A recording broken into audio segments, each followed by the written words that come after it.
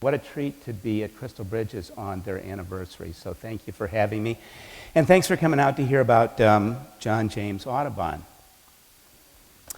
Audubon is a name that a lot of people know, but not a person that many people know a lot about.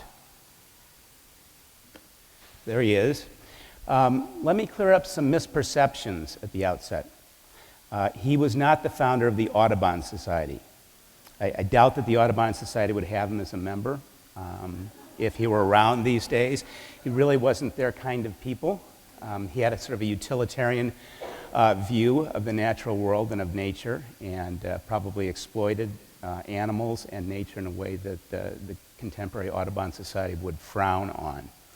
He was also not, as someone once asked me, the guy who built that big highway in Germany. I knew that was a guess. Now, Audubon, people who tend to know anything about Audubon often know that he shot all the birds that he painted, that he painted birds, that's what he is remembered for. And in particular, that he is remembered for really his masterwork, this study of birds called The Birds of America. Also sometimes referred to as the double elephant folio. And the reason it's called that is because the size paper that he used was called double elephant. It was the largest commercially available size paper you could get back in the 1800s, and Audubon needed that for reasons that I'll explain in a little bit. Audubon also wrote a companion series of 5-volume companion letterpress, he called it. It was a written text that accompanied The Birds of America. The illustrations comprise 435 hand-colored prints, and they depict about 472 or so species. Most of the prints just have one species to the page, but there's a few that have more than that. He discovered almost 30 species of birds that were previously unknown to science and depicted them. So The Birds of America is not only an artwork, it's certainly an important American artwork, it's also an historical document of considerable importance and a scientific study of equal importance. I should say that it's true that Audubon shot all the birds that he painted, and he did that, one, because he had to. He didn't have a camera, he didn't have binoculars or a telescope. He had no way to observe birds up close other than to shoot them and then make drawings based on the corpses. But he also liked to hunt. He was an enthusiastic and willing participant in the hunt, and so this all went together for him. Audubon was a number of other things as well. He was a pioneer. He spent much of his life on the American frontier. He was certainly a very skilled woodsman. If you were to be lost in the wilderness, Audubon would be someone you'd like to have at your side. He would get you out of just about anything. He was a shopkeeper. He ran a couple of different general stores on the frontier in Kentucky, and he was quite successful, and then he was quite a failure. So his life went up and down. He was also a really good dancer. He was a skilled swordsman. He was a fencer. He was an exceptionally strong swimmer at a time when a lot of people didn't swim at all. And he was also a bit of a ladies' man. Women found him quite attractive and vice versa, although he was also a very devoted husband and father who stuck with his wife through many, many difficult times and long separations. Audubon was also an immigrant. He came to this country from another place. He was born in 1785 in a French colony in the Caribbean called Saint-Domingue, and we now call that country Haiti. In 1785, it was not the poor place that it is now. Haiti is one of the poorest countries in the world now, but in the late 18th century, it was probably the richest colony in the New World. The French had a big colony there, and they were growing mainly sugarcane. And Audubon's father was a French sea captain who owned a plantation in Haiti, and on his way over to his holdings, he had an affair with a chambermaid on his ship, and Audubon was the result of that affair. So Audubon was the illegitimate son of Jean Audubon, a French sea captain, plantation owner, and a chambermaid named Jean Rabine. In 1790, there was an uprising in Haiti, and Audubon and a half-sister had to be evacuated back to France. And he spent the early part of his childhood then in Haiti, the middle part of his childhood in France. And then in 1803, when he was 18 years old, he was about to be conscripted into Napoleon's army. And his parents thought this was a very bad idea. And so they decided to send him back to the New World, this time to another farm that his father owned just outside of Philadelphia. This is it. It's still there. I've been there. It's a very, very pretty brick farmhouse overlooking kind of rolling countryside. There's a large creek that runs through the property that Audubon was fond of ice skating on in the winter and hunting along at all times. In those days, they used that lower part of the house on the right as a kind of a guest house or even an inn for people who were traveling. They would open it up and rent it out to travelers. The area in the front there where that garden is sort of built around the street light, I guess it is. In Audubon's time, that was actually a lead mine. It was a big open pit right in front of the house. And that's really, that was the main source of income for the farm. The lead was extremely valuable. It was used in paint, of course, and there were paint manufacturers nearby in Philadelphia. And so it was a prosperous operation. Audubon, of course, thought that he was in charge, being, the son of the owner. But in fact, there was a landlord on the site, and his instructions really were to take care of young Mr. Audubon and make sure he didn't get into any trouble. While he was still growing up in France, Audubon had started making paintings of birds. And he became quite proficient at making drawings, quite proficient at shooting birds. But he was frustrated as a teenager by the result. And he complained to his father that no matter how hard he tried, he could never make the birds look alive. They always looked dead. They were, of course. He shot them. But they just never seemed to kind of come off the page. And his father, in a kind of a stern way, said, you need to give up that idea. There's a reason for that. Only God can create a living thing. And no man can make a rendering, a drawing, that will seem as alive as the real thing.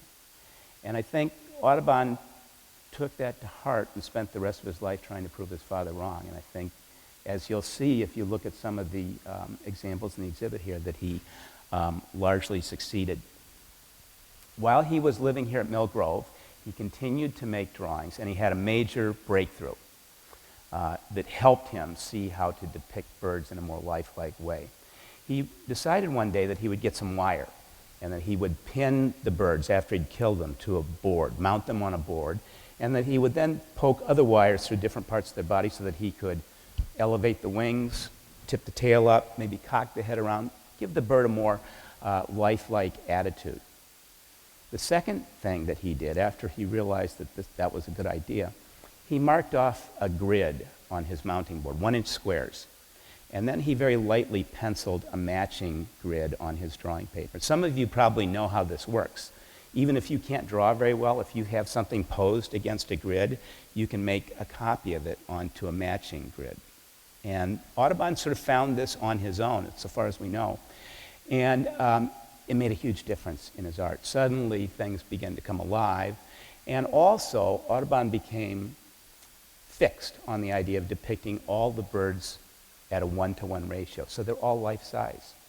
Every bird that Audubon drew from that point forward was exactly the size that it is in nature. And that's why he had to get this double elephant folio paper, which is about 30 inches wide and about 40 inches high. And it's, again, the largest size paper that he could get. And as you'll see in a minute, that allowed him to get even the very largest birds onto a single page at their exact life size. In 1808, Audubon married the girl next door. This is Lucy Bakewell. Her family was English, and they had met and fallen in love, and Audubon would take her into the woods and show her birds, and she was quite, supposedly, her father sort of took a dim view of that at times, but they were kind of inseparable. And Lucy was, like Audubon, very much an outdoorsy person. She was a superb horsewoman. She loved being outside. She loved being out in the woods. She loved riding. She loved hunting. She loved being with Audubon when he was doing all of those things. And so they were just kind of really, really made for each other, I think.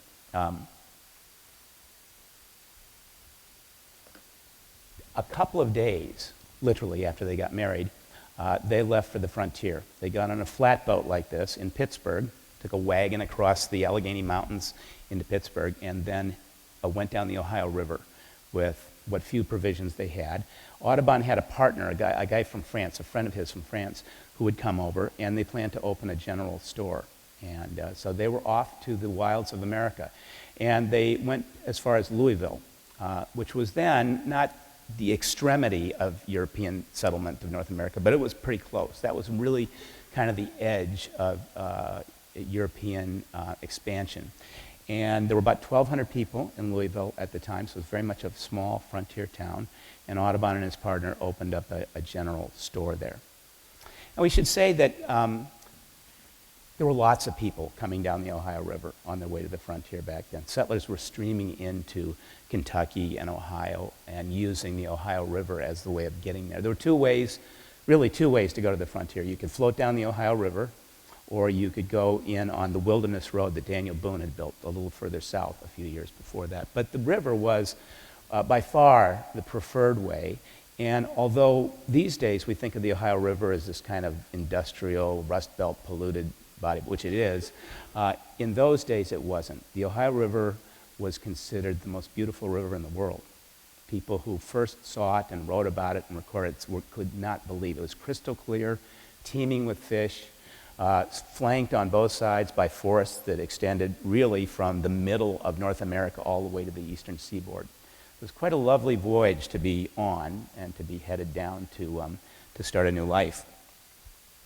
Well, Audubon and his partner opened up their general store, and they did pretty well. They were like everybody else. They had come from somewhere else. Audubon, when he arrived in America, didn't speak any English at all. As he learned, he still had a very heavy French accent. He would have said his name Audubon, but there were lots of people like that in America back then. Everybody came from somewhere else. Audubon was a little bit different, though, in that when he left for America, his parents changed his name. So his adopted name was Jean Audubon. They changed it to John James Audubon, which sounded a little more American, I guess, to them. They gave him some papers to that effect. And his father gave him some advice. He said, now you should be a little vague about exactly who you are and where you came from, this illegitimate son of a French sea captain born in Haiti. And Audubon, of course, as he did with a lot of things in life, kind of took that to an extreme and considered that a license to just make up elaborate stories about who he was and where he came from. One time in Philadelphia, he was at a party with Lucy, and he was telling the people assembled there that his father had been a hero of the Revolutionary War, French sea captain, and that he had also fought at the Battle of Valley Forge. Valley Forge is very near where Mill Grove was. And of course, the problem was that Valley Forge wasn't a battle. It was just a place that General Washington spent a miserable winter with the troops. And so people early on had sort of seen through Audubon in Philadelphia. They thought he was a little bit much. But on the frontier, he fit right in with all these other people who were coming down the river and headed for the edge of civilization. In 1810, this guy walked into Audubon's store. This is a man named Alexander Wilson. You can see some of his work in the exhibit that's here right now. Wilson was also an immigrant. He had come from Scotland a few years before Audubon, settled in Philadelphia, and became a self-taught bird artist.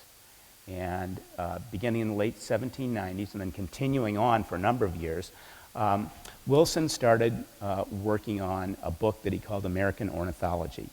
It was an illustrated book with watercolor paintings of the birds of North America and a written text accompanying each of these paintings. This was an extremely important work. And when you see the book over there, bear in mind how important this was.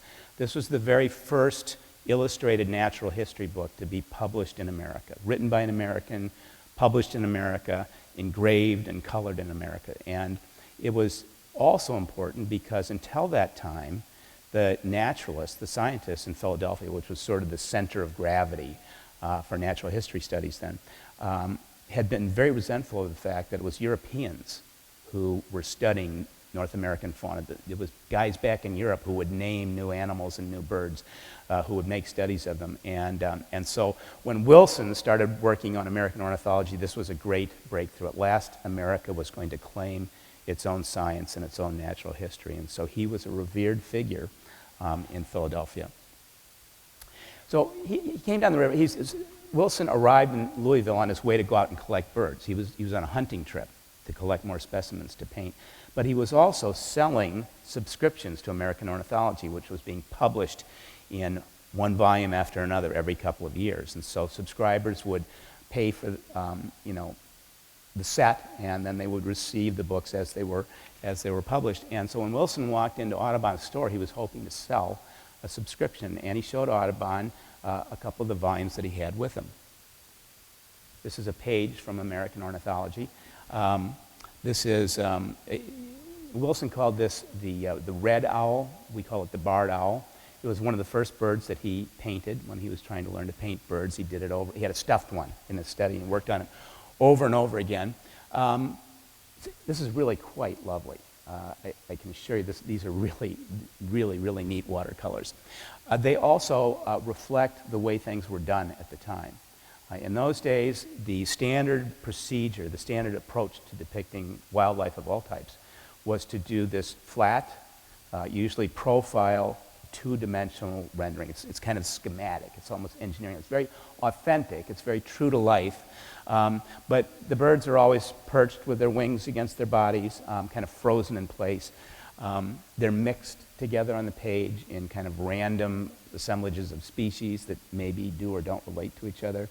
The scale isn't precise. They're not big. They're not all life-size. Some of the smaller ones are close to it, but they're scaled down, but not in a matching way, so that the birds sometimes don't look right relative to each other. But a very, very impressive book. This is another page from American Ornithology. Again, very, very simple. No real background, nothing really happening. The birds are perched a little more interestingly here, I think, but basically sticking to kind of the standard approach of this very flat representation that gets the color right and the feathering right, the details right, but doesn't really kind of come at you. Well, Audubon was really, really impressed. He thought it was beautiful. He loved birds. He loved paintings of birds, so he was immediately smitten with this. And he also it had never occurred to him that you could publish these drawings, that you could actually sell paintings like this. And so I think that caught his attention as well. He wanted to subscribe at once, and he got out his checkbook. He was getting ready to write a check to Wilson, and his partner came out of the back room and said, "What are you doing?" And Audubon said, "Well, this is Mr. Wilson, and this is his book, it's Ornithological Study of North American Birds, and I'm going to subscribe and get this and all the other volumes that are coming out." And Audubon's partner said, wait, why do you want to subscribe to that when your drawings are so much better than that? And of course, Wilson was taken aback, and had no idea what he'd walked into. And he said, "Well, excuse me, do you draw birds? Do you make paintings?" And Audubon said, "Yeah, I do a little bit." And he said, "Could I see some?" And Audubon said, "Yeah, I have some right here." And he reached up onto a shelf and he took down this enormous portfolio. The Birds of America is the coffee table book that's bigger than anybody's coffee table. So he pulls this down and opens it up, and he shows Wilson, begins to show him things that look like this. So this is the fault line. This is the game changer. This is the chasm between the way it had been done and how it was going to be done going forward. Audubon called this bird the great-footed hawk. We know it as the peregrine falcon. And if you know about peregrine falcons, they eat other birds, and they kill them in midair by diving down from a really great height at about 200 miles an hour. They usually kill their prey on impact and then devour them on the ground. And it's clear that Audubon wanted to convey that sense of what an effective, ruthless predator this bird was. He'd seen this in action, and so he wanted to get that into the painting. And so you see the complete difference here. These birds are much more three-dimensional. much more detailed, of course, but they seem to be alive. You have the one on the left kind of looking at you ferociously, the one on the right with blood dripping from its beak. There's a little feather sort of coasting in the air. So the violence of the way this bird makes its living got into Audubon's painting because he understood the bird on those terms, and he was determined to get that into the way they looked when he painted them. We'll look at some other examples. This is the turkey cock. This is actually the very first plate in the Birds of America. This is number 1. This was a bird that Audubon knew a great deal about, and in the written section of Ornithological Biography, he goes on for about 12 pages with a description of the turkey and how it lives and what it does. You can see here that he needed every square inch of that big size paper in order to get the turkey at its exact life size. It really, really fills up the page. Audubon later tried to do an oil painting version of this. All of his paintings were watercolors, except these oils that he dabbled in later on. And his oil painting of this bird is in the exhibit here, and I'd never seen it before, and it's really amazing. Audubon had a problem with long-necked birds. How do you fit them on there? And so he developed what is kind of this characteristic of, it's the Audubon style that a lot of people kind of recognize even if they don't know much about Audubon. He had to do this with a number of different species. And this is a trumpeter swan. Obviously Audubon has gently, gracefully bent the neck in such a way and given it a reason to do that so that it would fit on his page. I should very quickly say that Audubon, over the course of his career, worked with a number of collaborators who often did the backgrounds for his paintings. And so in those which have big botanical elements or complicated landscapes, or in this case, just water, those were added later. In this case, by his engraver, I think. I think the water and the moth were probably done by the person who did the engraving.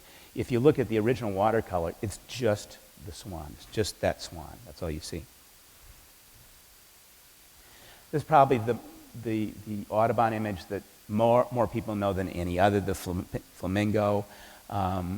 Again, if you wondered why it was posed that way, now you know. That's how he had to do it in order to get the flamingo onto his page. If you look very carefully in the upper corner and upper edges of the painting, you can see some little light. They look like pencil drawings of one is a webbed foot, the other is the mandible or the jaw. Audubon probably put those on, probably hand drew those onto the original just as a reminder or as something that he might use at a later time to when he was describing the bird more formally, and his engraver decided to just include it. They considered this a scientific work as much as an artistic work, and so those little details were part of telling the story of the bird. This is red-tailed hawk, and this is to me a very, very interesting painting. First, of course, you've got to have the prey there. So you've got this poor rabbit being punctured by the hawk's talons. And then you have these two hawks sort of suspended in midair with their wings sort of tucked in. And it doesn't look very lifelike. It looks a little odd. And Audubon was criticized for this, not just in this painting, but in others. And he always said, if you think that, you don't understand birds. If you watch birds long enough, carefully enough, sooner or later, they do everything. There's no such thing as a pose that couldn't happen. It could happen. And I believe that's true. In this case, I think there was a little more functional consideration given. I think Audubon wanted to depict the dorsal and ventral views, the back and the front of the bird, and he also, again, had to fit them onto the page. He couldn't have the wings outstretched for a bird of that size. This was one of Audubon's, probably was the most controversial of the drawings that he made, and he really got beat up by supposed colleagues over this painting during his lifetime. This is Mockingbird, and I think you can see there's a rattlesnake in that bush. And I guess the first thing we should say is when people first see this, they assume that the rattlesnake is attacking these birds and they are flying off in horror. It's the other way around. The birds are harrying the snake and trying to chase it away from a nest that they have in this bush.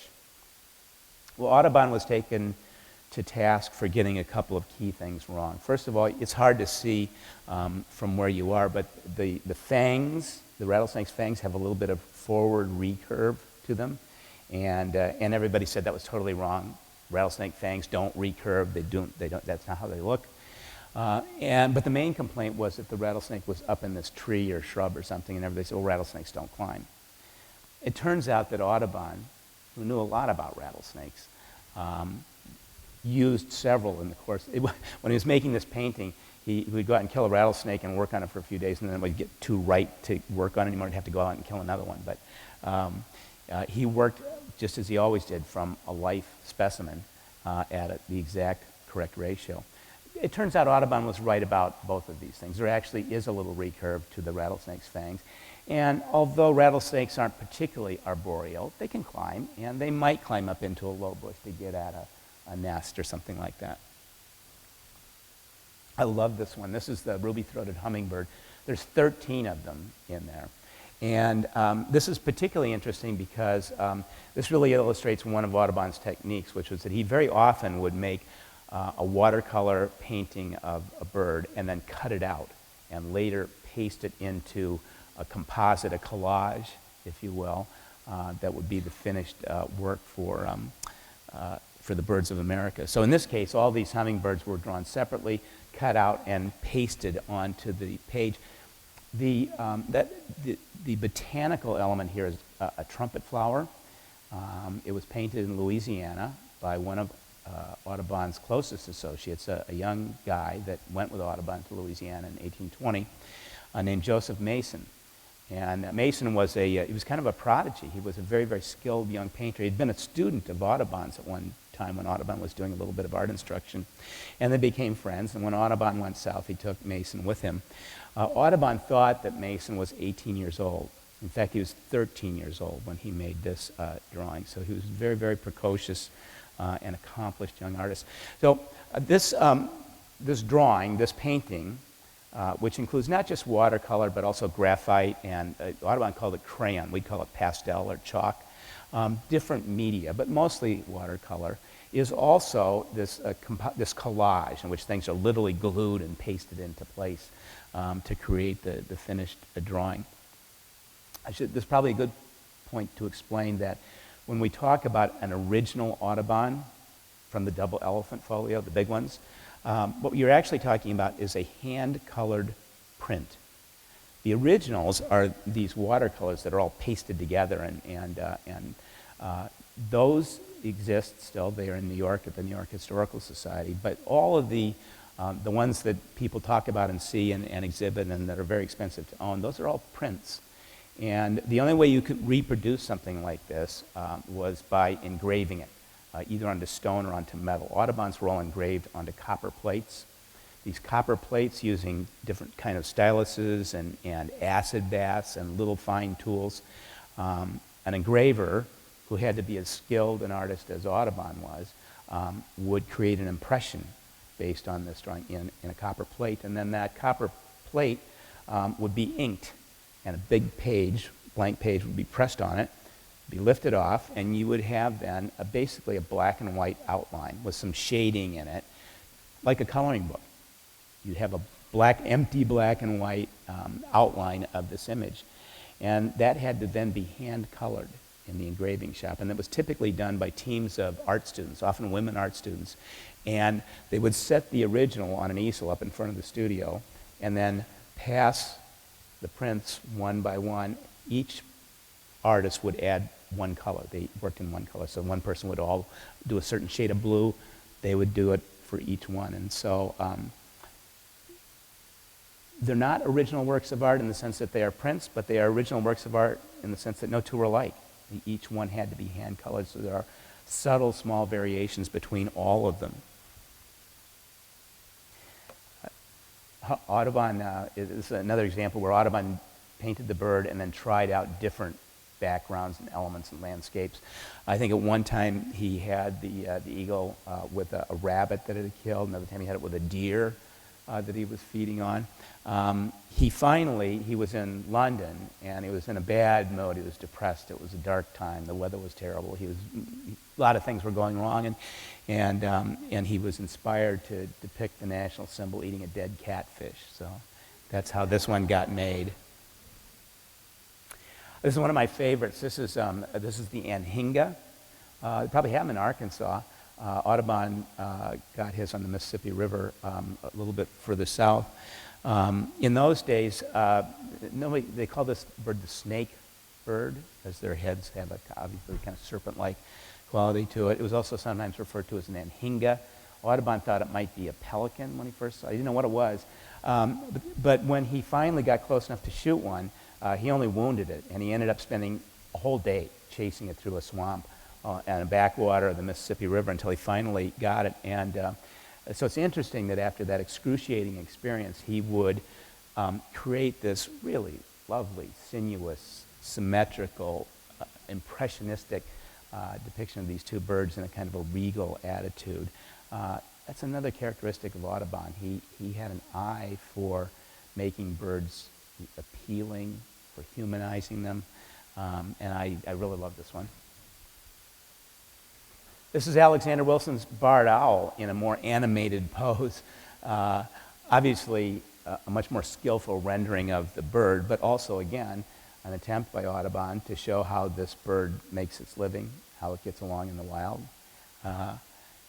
Another thing that was said about Audubon's work, and I think it's true, is that he tended to anthropomorphize, tended to sort of imbue these birds with human qualities or human emotions, human expressions.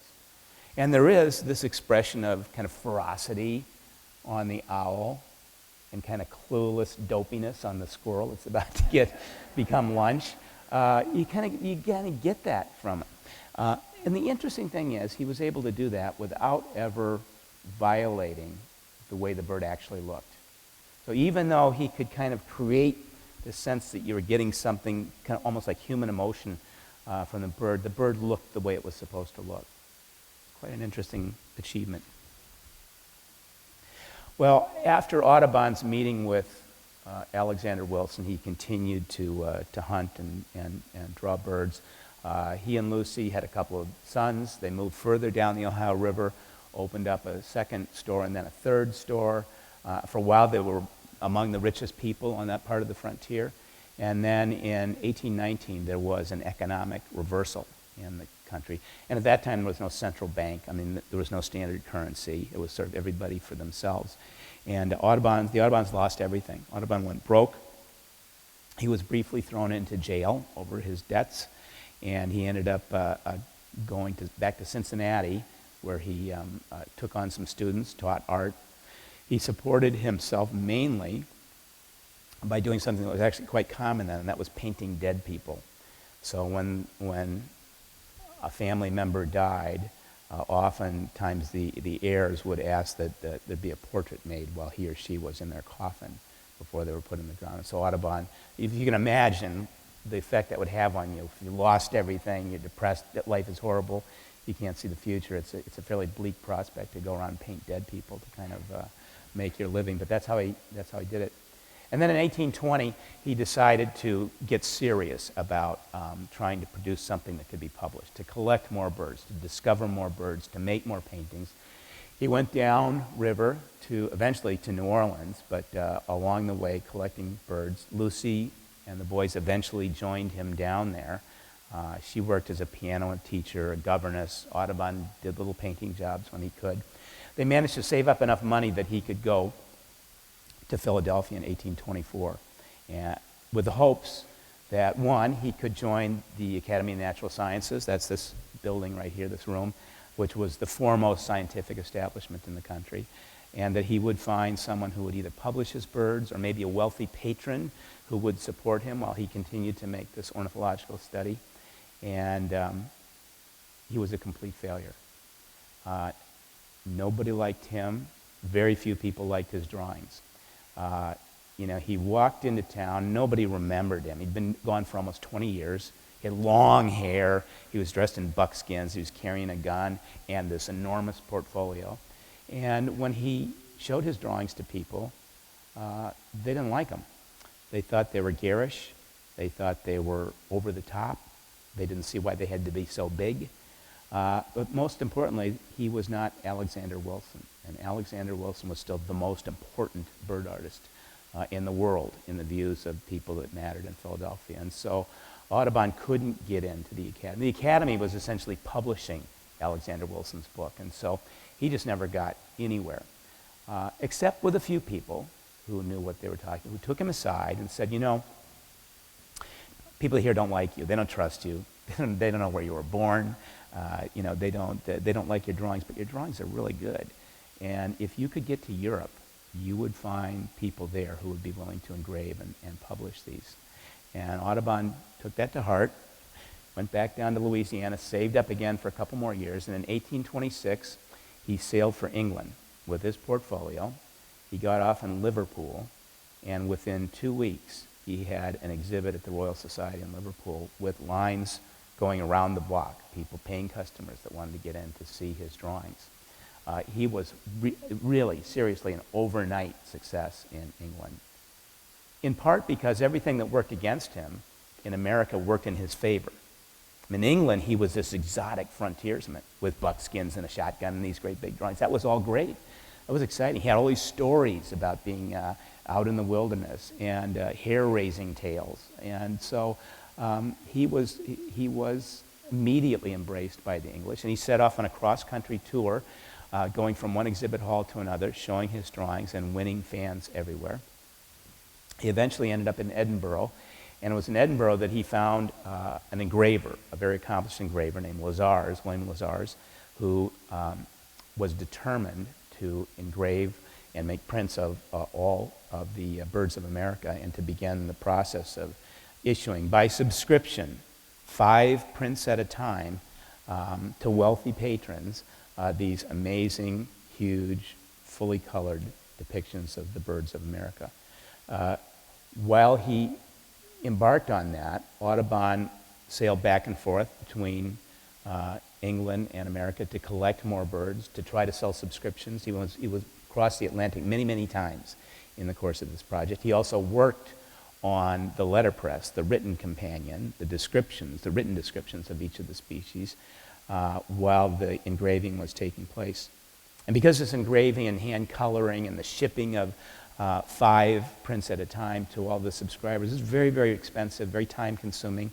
They started at the end of 1826, and they weren't done until 1838. So it took 12 years altogether to get the Birds of America completed. This is, I believe you can see this in the exhibit. This is a portrait of Audubon made by John Syme in 1826 in Edinburgh. Audubon looking very dashing there with his wolf-trimmed, hunting coat. This painting hangs in the White House, and it's, I think, a really heroic rendering of Audubon at the outset, at the beginning of this business of creating the Birds of America. On one of his trips back to America to collect more birds, Audubon went down to the Florida Keys, and that's where he made this painting of the brown pelican. He had painted the brown pelican many times, and he was never quite satisfied with it until he got this version of it. And he liked this one, and I like this one too. And what I love about it is that this was painted in about 1832, so Audubon was well along, far from done, but well along in the process of making the Birds of America. And for the first time, he had started to believe that the project would actually get done. And you can imagine, with all this traveling and painting and selling subscriptions, he had many, many times when he doubted that he would finish it. He thought he might be shipwrecked and lost at sea. That was a common occurrence if he traveled enough. Or that some accident would befall him in the field. He'd shoot himself accidentally or fall into a swamp and drown. But by 1832, I think he realized that the project would continue on even without him, that his sons could help oversee. There were plenty of drawings at that point. He didn't have to do any more. He would ultimately do quite a few more, but he didn't have to. So I think that if you look at that bird, again, we talk about human emotions, there is a kind of, not smug, but kind of satisfied, confident look. And the bird looks like it's in a good mood. The bird looks like it feels okay about itself. And I think that's how Audubon felt when he made the painting. Audubon died in 1851 at the age of 66 in New York City. This is a daguerreotype. This is one of only 2 or 3 photographs of Audubon that exist. For the last 8 or 10 years of his life, he suffered from a very severe progressive dementia. Hard to tell what it was. It doesn't quite sound like Alzheimer's. It could have been. It could also have been, and I think it most probably was, the result of a lifetime of exposure to heavy metals that are very toxic, including lead, because of course he made all of his own shot and cast his own bullets, but also arsenic and mercury, which were used in taxidermy. And Audubon often had to kind of semi-taxidermy his birds so that he could paint them later on. And so he was around a lot of arsenic, mercury, and lead. And of course, arsenic and mercury were also involved in hat making. You've heard the expression Mad Hatter's disease. It's a type of dementia that results from exposure to those compounds. So I think that's possible. He did make quite a bit of money, ultimately, from the Birds of America, and he and Lucy settled in their later years in New York City. They built a large, big house, mansion really, on the Hudson River on what is now the Upper East Side, but what back then was kind of pasture and orchard area. This is Lucy, who lived another 21 years after Audubon. She died in 23 years. She died in 1874, having lost all the money that Audubon had made in his lifetime. Eventually had to sell all the original watercolors to the Historical Society for, I think, $4,000, and spent her final years back in Louisville, where she died, and then her body was sent back to New York and buried next to Audubon's at Trinity Cemetery in Manhattan. I'm going to finish with just 2 quick images here. This is the Carolina parakeet. This is the only parrot species that was native to North America. You've never seen one because they went extinct over 100 years ago. Audubon painted a half a dozen species of birds that are extinct. And when you think about the value of the Birds of America, bear this in mind, that this is not only a work of art that has historical value, it's a work of art that actually allows you to peer back into history and to actually see things as they used to be in a much more pristine world, and in a world where certain species that no longer exist existed in huge numbers. There were billions of Carolina parakeets in North America, and then there were none. Even more famous than the Carolina parakeet is this bird. This is the passenger pigeon. This might be my favorite Audubon painting. It's clearly this very romanticized. They appear to be kissing. They're lovers, lovebirds. And it's fascinating that Audubon would choose to depict the passenger pigeon that way, because he had a lot of experience with passenger pigeons. He once, while he was traveling by horseback across Kentucky, encountered a flock of passenger pigeons that took 3 days to pass overhead. These were birds that lived in assemblages that numbered in the billions, and that would darken this. They would make it darker than an eclipse when they passed over. And the very last passenger pigeon was a female named Martha that was bred in captivity and died in the Cincinnati Zoo on September 1st, 1914, just a little over 100 years ago this fall. Passenger pigeons went from superabundance to extinct in the space of 15 or 20 years. Unprecedented. That is not how extinction normally goes. They were overhunted. Their habitat was chopped up and lost. And because they had evolved to live in these enormous flocks, even though you get to a point where there's still millions of passenger pigeons around, that wasn't enough to sustain them. And so they died out very, very quickly. If it weren't for Audubon and Alexander Wilson and other people at the time who made close observations of passenger pigeons and Carolina parakeets and other birds, we would know very little about them. Again, when you think about John James Audubon and the Birds of America, think great artwork, great artist, and someone who created one of the foundational documents of North America at a time when it was a much different place than it is now. And I will stop there, and if you have some questions, I'll be happy to take them. We've got a question right back here, one of our trail guides. I am a trail guide at Crystal Bridges. How did you come to be so interested in John James Audubon and choose to do a biography about him? Kind of a complicated story. I had been asked to look into some naturalists who worked in and around Charleston, South Carolina in the 19th century, and I wasn't actually that interested in the idea, but someone said, well, these were contemporaries of Audubon, and so I thought, well, I'll read a biography of Audubon and see. I knew who he was. I didn't know much about him, and there wasn't one. He'd been written about. There were biographies, but they were out of print. There was one that was still sort of slightly in print. You could find it, but it hadn't broken any new ground. The most thorough biography of him had been published in 1964 by a really good Audubon scholar named Alice Ford.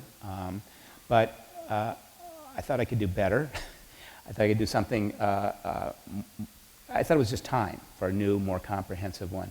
And as is often the case in the world of publishing, great minds think alike. And another writer named Richard Rhodes had the same thought that I did and published a very good biography of Audubon in the same year that I did. So we both kind of landed on the same square at the same time. It happens quite a bit in publishing. I thought, I'm not a bird watcher, but I've come from a long line of duck hunters. I live in Minnesota, which is a duck and bird hunting place.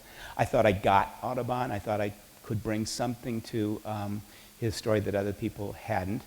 And my MO, the way that I tend to write about people, particularly that they've been written about before, is to try to look at the historical context and explain not just what they did, where they lived, and what they accomplished, but why, what their motivations were, what kind of a milieu were they living in, what kind of times did they live and work in, and how did that shape their work. And so for all those reasons, I just thought he embodies, just like Rachel Carson, who I wrote about more recently, he embodies all of the things that interest me: science, natural history, the environment.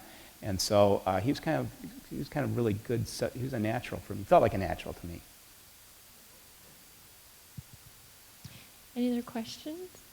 Oh, okay. Yeah. So how much did you learn about art through this process? I'm sorry, could you say that again? So how much did you learn about the art through this process? Oh, great question. So I'm not an art historian. I had to learn about the art, about the techniques, about the media that he used. How much did I learn about the art? Well, I hope I learned a lot about the art. I mean, I certainly learned how he worked. But I think when you look at Audubon's life and where he lived and how he struggled to complete this, it sheds a lot of light on the work. What I see in Audubon's art is this kind of ongoing celebration of nature and life, that he kind of never drifted away from that, no matter how difficult his own life was, or where he was, or what kind of financial difficulty he was in, or whether he was separated from Lucy for years at a time, as he was when he started working in England.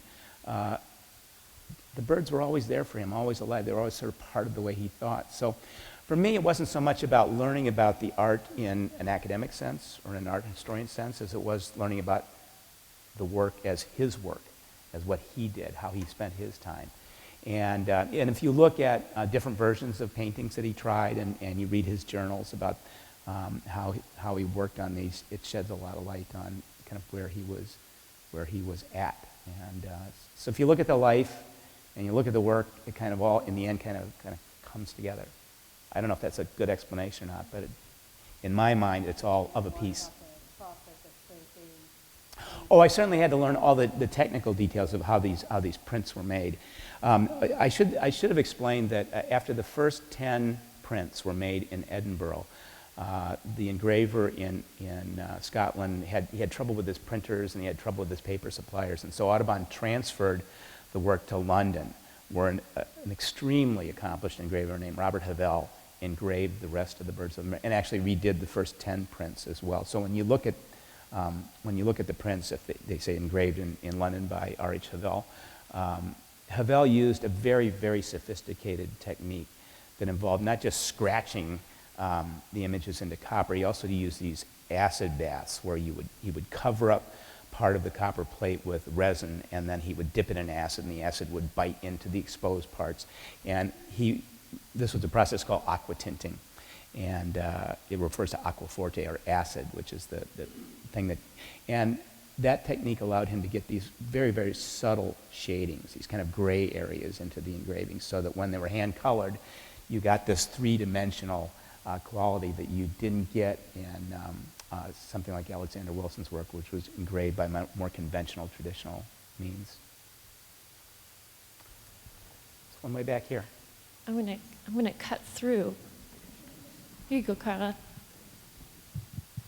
I've never been to the New York Historical Society, so I don't know how much space they have for exhibiting things. These original watercolors of Audubon's, are they readily available for people to look at? So the New York Historical Society is on Central Park West on the Upper East Side. It's right across the street from the Natural History Museum, so it's in a great part of New York. They have a large exhibition space there, and they very often exhibit examples, not all of them, but examples of the original Audubons. It's pretty rare that they don't have some of them on display. They did a big exhibit earlier this year, and I saw it, and I think they had 60 or 70 of the original watercolors on display. They're really lovely to see. They're quite amazing. Some of them you can kind of see how they were all kind of pasted together. Others look kind of just like this, and they do have a vibrancy about them that I think you don't get in the prints, just because that's the nature of reproducing things. They're never quite as spectacular as the original. They're definitely worth seeing if you're in New York. I have a question. Obviously, Audubon was an amazing watercolorist. We have 3 paintings here in the exhibition. You mentioned briefly that he did paint, but when did he do that? How many are there? Is that an important part? So the question is about the oil paintings? Yes.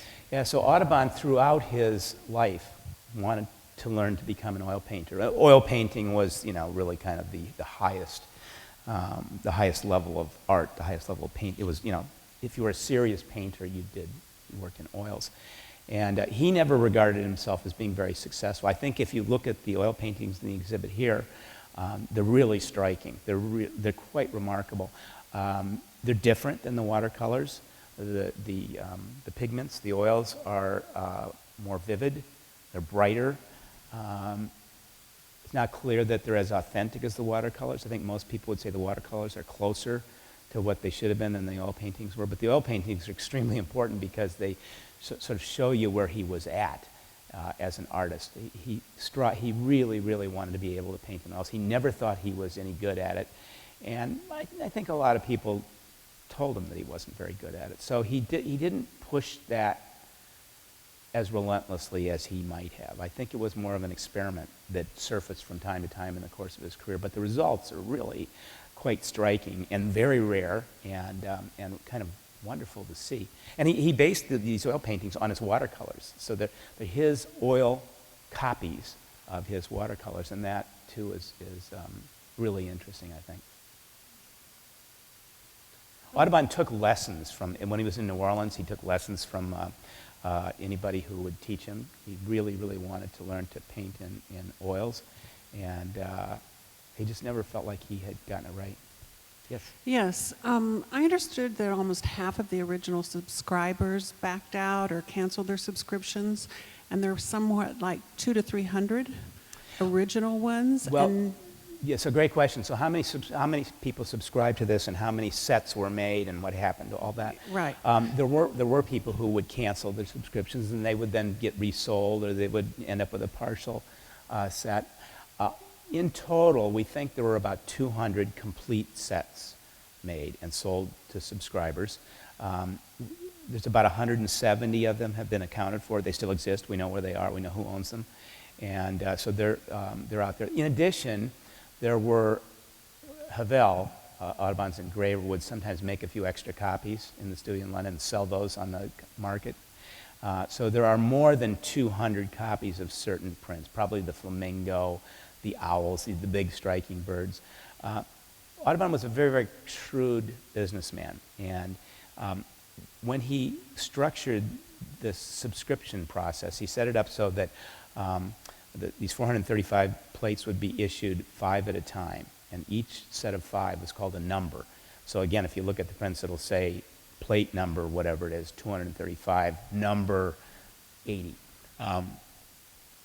And Audubon had these engraved and shipped in the following way, so that when the and they were shipped out in these wooden cases that were lined with tin, because sometimes they had to go overseas or to the continent, and the subscriber would crack open this box to see the latest 5 that he's got, and the top one would always be a turkey, a flamingo, a swan, a blue heron, some big striking bird that filled up the whole page and just kind of knocked you back on your heels. And then the next one would be maybe a somewhat smaller bird, maybe a passenger pigeon. And then the last 2 or 3 would be warblers and sparrows and tiny birds. And these little birds, just to be clear, every page is the same. They're all 30 by 40 inch pages, and so the little birds are just sitting in the middle of this ocean of white. And so Audubon was always careful that the subscribers would, as soon as they saw the latest arrival, they would see the most impressive thing first. So he was clever that way. Yes, ma'am. Thank you. In going around searching and everything along the commercial line, you run into a lot that have been owned by insurance companies and people who have bought big blocks of them to make copies. Mm-hmm. Who sold them? The Historical Society or Lucy, or how did they get their hands on a block of it? Well, so And the question are they is, any good? the question is, where do all these Audubon prints that are floating around out there come from? The Northwest Mutual Life Insurance Company in Minneapolis used these for decades as the premiums they'd hand out to clients. I don't know where they got the rights to them, how they reproduced these, how they made the copies. That would have happened, 80, 90 years ago, I suppose. I don't know where they came from, but you will often, and these are always scaled down versions. They're small, they're reduced to a smaller size. I've got a bunch of them. You can find them in antique stores. They're all over the place.